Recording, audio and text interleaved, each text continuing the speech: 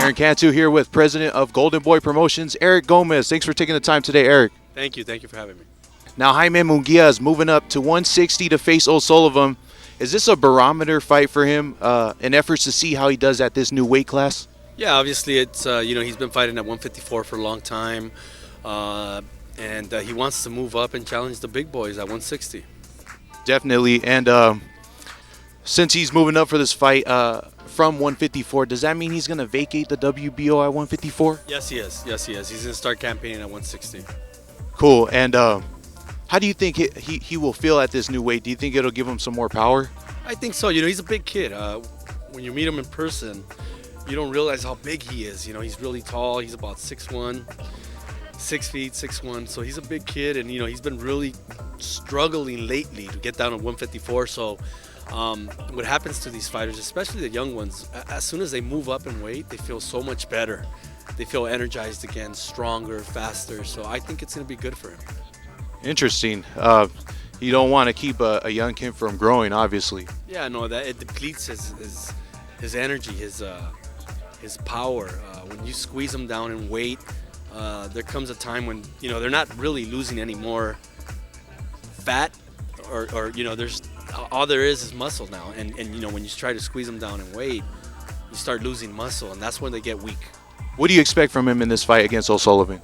It's going to be an interesting fight. Sullivan's a tough customer. He's very well schooled. He's a hard puncher himself. It's going to be very exciting while it lasts. Someone's going to get knocked out. Good deal. Now, Canelo just knocked out Sergey Kovalev to be a 4-division world champion. Why do you think he should be deserving of pound-for-pound #1? I just look at his track record. Look at who he's fought. He's fought the who's who in boxing. Way back when we put him in with Carlos Baldomir, when he was like 19 years old. If you see how many world champions or former world champions he's fought, it's incredible. It's unmatched. Definitely. He definitely has one of the best resumes in the game.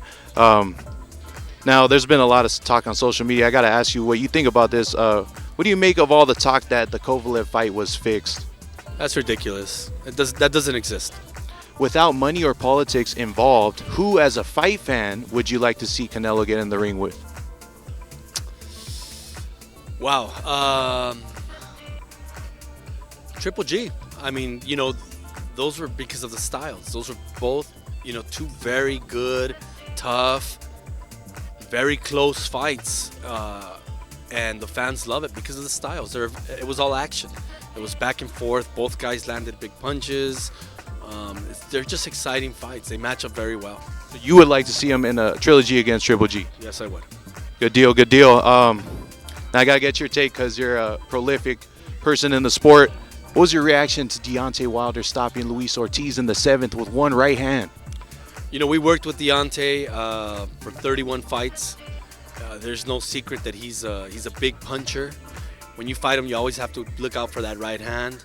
I knew sooner or later he was going to land the big punch, and what was going to happen was whether Luis Ortiz can take it or not, and obviously he couldn't take it. So, it was impressive. And do you think Deontay could go down as the most destructive puncher in boxing history? I mean, there's a couple of guys he has to face still.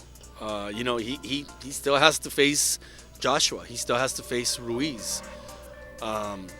If you look at the fight with Fury, the first fight, he was losing most of the fight. I think that the knockdown really helped him there.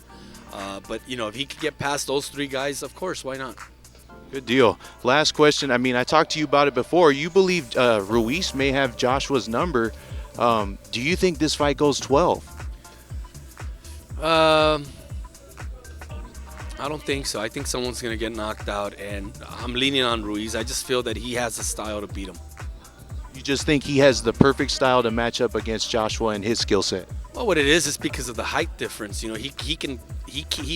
does what he did in the first fight and comes in underneath those punches, he'll be able to land his big bombs again. And Eric, I know you know this because you know boxing. A lot of people are not even talking about the fact that Andy Ruiz has a low center of gravity.